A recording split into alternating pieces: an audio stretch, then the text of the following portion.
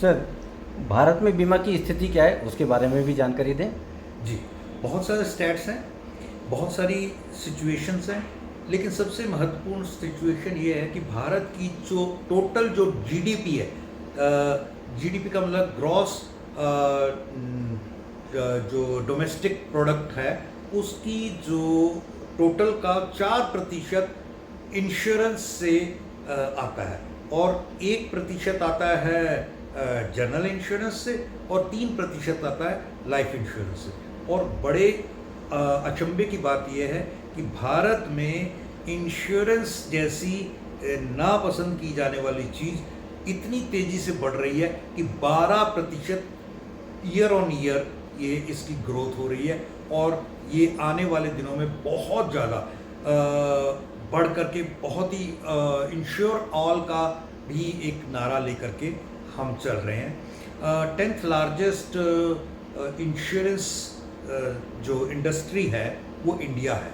India की insurance industry total मिला के विश्व की 10वें नंबर पर इंश्योरेंस इंडस्ट्री कही जा सकती है। 30 लाख परिवारों को इंश्योरेंस द्वारा रोज़गार मिलता है।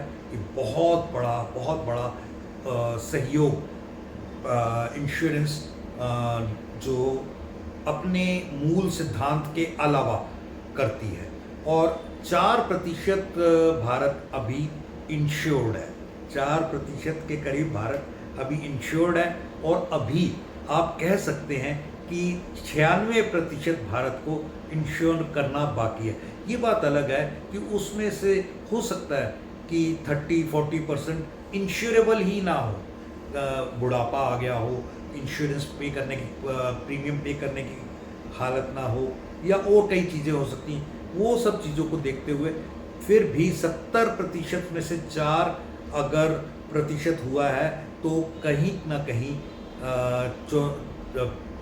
64 नहीं 66% अभी भी बाकी है, ऐसा मेरा मानना है। ये कुछ ऐसे स्टैटिस्टिक्स हैं कि इसमें बहुत ज़बरदस्त सुधार किया जाना चाहिए। धन्यवाद सर, आपने बहुत ही अच्छे तरीके से भारत में बीमा की स्थिति के बारे में बताया। बहुत बहुत धन्यवाद आपका। Thank you.